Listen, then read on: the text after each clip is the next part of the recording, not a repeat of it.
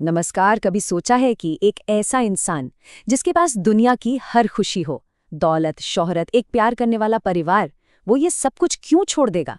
आज हम एक ऐसे ही राजकुमार की कहानी में उतर रहे हैं जिसने ठीक यही किया और ऐसा करके दुनिया को देखने का नजरिया ही बदल दिया। जी हाँ, हम बात कर रहे हैं गौतम बुद्ध की। तो चलिए उसी सवाल से शुरू करते हैं। आखिर क्यों एक राजकुमार ने महल की आलीशान जिंदगी को ठुकरा दिया? ये सिर्फ इतिहास का एक सवाल नहीं है। ये एक ऐसा सवाल है जो हम सबके जीवन से जुड़ा है कि असली खुशी और जिंदगी का मतलब आखिर है क्या। चलिए आज इसी पहेली की परतों को खोलते हैं। हमारी कहानी शुरू होती है एक ऐसे महल से जहां दुख का साया भी नहीं पड़ता था। राजकुमार सिद्धार्थ का जन्म ही विलासिता में हुआ था। उनके पिता राजा शुद्धोधन ने उन्हें दुनिया की हर तकलीफ से बचाकर रखा था। सोचिए, एक ऐसी जिंदगी जहां कभी दर्द, बीमारी या मौत को देखा ही न हो। यही उनकी जिंदगी थी, एक खूबसूरत सुनहरा पिंजरा। लेकिन सच से आखिर कब तक भागा जा सकता है? 29 साल की उम्र में महल से बाहर की एक छोटी सी यात्रा ने सब कुछ बदल दिया। जिंदगी में पहली बार सिद्धार्थ ने एक बूढ़े कमजोर इंसान को देखा, फिर दर्द से तड़पते एक बीमार को और फिर एक बेजान शव को। इन नज़ारों ने उन्हें अंदर तक हिलाकर रख दिया। उन्हें एहसास हुआ कि जिसे वो सच मान रहे थे वो तो बस एक धोखा था।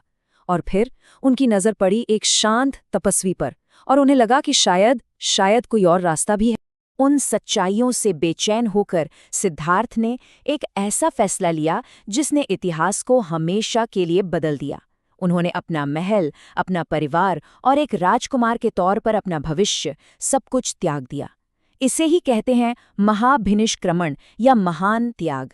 ये उस दुख का जवाब ढूंढने के लिए उठाया गया एक बहुत बड़ा कदम था जिसका एहसास उन्हें पहली बार हुआ था। तो देखिए ये सफर कैसा था।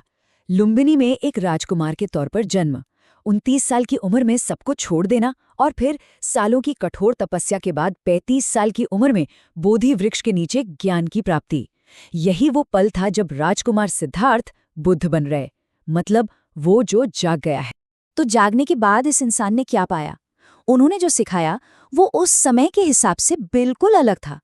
उन्होंने देवी देवताओं या ब्रह्मांड के रहस्यों की बातें नहीं की। उनका पूरा ध्यान एक बहुत ही सीधी सादी मानवीय समस्या पर था। हम दुखी क्यों होते हैं और हम इस दुख को खत्म कैसे कर सकते हैं? उनकी शिक्षाओं के केंद्र में एक शब्द है तृष्णा। इसका मतलब है लालसा, चाहत, वो लगातार बनी रहने वाली बेचैनी जो कभी खत्म नहीं होती। ये वो एहसास है जो कहता है अगर बस एक और चीज मिल जाए तो मैं खुश हो जाऊंगा। बुद्ध ने कहा कि यही कभी न खत्म होने वाली प्यास हमारे सारे दुखों की असली जड़ है। उन्होंने अपने इस विश्लेषण को 4 आर्य सत्य के रूप में दुनिया के सामने रखा, बिल्कुल एक डॉक्टर की तरह जो किसी बीमारी का इलाज करता है। पहला, बीमारी को पहचानो, जीवन में दुख है। दूसरा, वजह का पता लगाओ, ये तृष्णा या लालसा की वजह से है। तीसरा, यकीन दिलाओ कि इलाज मुमकिन है, हाँ, इस लालसा को खत्म करके दुख को खत्म किया जा सकता है। और चौथा, इलाज का नुस्खा लिखो। तो वो नुस्खा क्या था? क्या वो रास्ता बहुत कठिन था? नहीं, ये किसी भी तरह के एक्सट्रीम के बारे में नहीं था, ये संतुलन के बारे में था। बुद्ध ने इसे अष्टांगिक मार्ग या मध्यम मार्ग कहा, मतलब दुख से मुक्त होकर जीने का एक प्रैक्टिकल ब्लूप्रिंट। इसे 10 कमांडमेंट्स जैसी कोई लिस्ट मत समझिए, इसे एक संपूर्ण जीवन के नुस्खे की तरह देखिए। सही समझ से लेकर कि हम दुनिया को कैसे देखते हैं, सही एकाग्रता तक कि हम अपने मन को कैसे शांत करते हैं। हर हिस्सा दूसरे से जुड़ा है और ये सब मिलकर ज्ञान और करुणा का एक रास्ता बनाते हैं। बुद्ध के महापरिनिर्वाण के बाद उनकी शिक्षाओं का क्या हुआ? वो खत्म नहीं हुई बल्कि और भी फैली। वो पूरे एशिया में पहुंची, अलग अलग संस्कृतियों में ढल गईं और दुनिया के महानतम दर्शनों में से एक बन गईं। तो ये सब कैसे हुआ?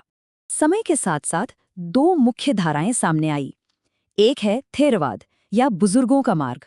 ये बुद्ध की शुरुआती शिक्षाओं पर ज्यादा ध्यान देता है, उन्हें एक महान गुरु के रूप में देखता है जिन्होंने हमें रास्ता दिखाया।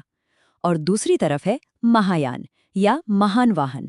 ये बुद्ध को एक दिव्य व्यक्ति के रूप में देखता है और बोधिसत्वों के आदर्श पर जोर देता है, मतलब एक ऐसा ज्ञानी व्यक्ति जो हर किसी की मदद करने के लिए दुनिया में रहता है। एक तीसरी प्रमुख शाखा भी है वज्रयान, जो खासतौर पर तिब्बत में बहुत मजबूत है। ये महायान दर्शन पर ही आधारित है, लेकिन इसमें ज्ञान के रास्ते को तेज करने के लिए कुछ अनोखी ध्यान की तकनीकें, अनुष्ठान और विजुअलाइजेशन भी शामिल हैं। लेकिन इन सभी अलग-अलग शाखाओं के बावजूद एक चीज है जो सबको एक साथ जोड़ती है। सभी बौद्ध त्रिरत्न या 3 रत्नों में शरण लेते हैं। ये उनके विश्वास की नींव हैं। बुद्ध यानी वो जागृत शिक्षक, धम्म यानी उनकी शिक्षा या सत्य, और संघ यानी आध्यात्मिक दोस्तों का वो समुदाय जो इस रास्ते पर एक साथ चलते हैं। और ये सब कुछ हमें वापस उसी एक शक्तिशाली विचार पर लाता है, मध्यम मार्ग। ये सिर्फ सुख भोग और त्याग के बीच संतुलन बनाने के बारे में नहीं है। ये एक ऐसी जिंदगी जीने के बारे में है जो न तो किसी कमी से चले और न ही किसी अधिकता से, बल्कि ज्ञान और जागरूकता से चले। और ये हमें सोचने के लिए एक आखिरी सवाल दे जाता है। आज की इस ध्रुवीकृत दुनिया में, जहां हर चीज को एक्सट्रीम पर धकेल दिया जाता है, वहां मध्यम मार्ग पर चलना कैसा दिखेगा? इस प्राचीन ज्ञान में आज हमारे लिए क्या जवाब छिपे हो सकते हैं? ये सोचने वाली बात है।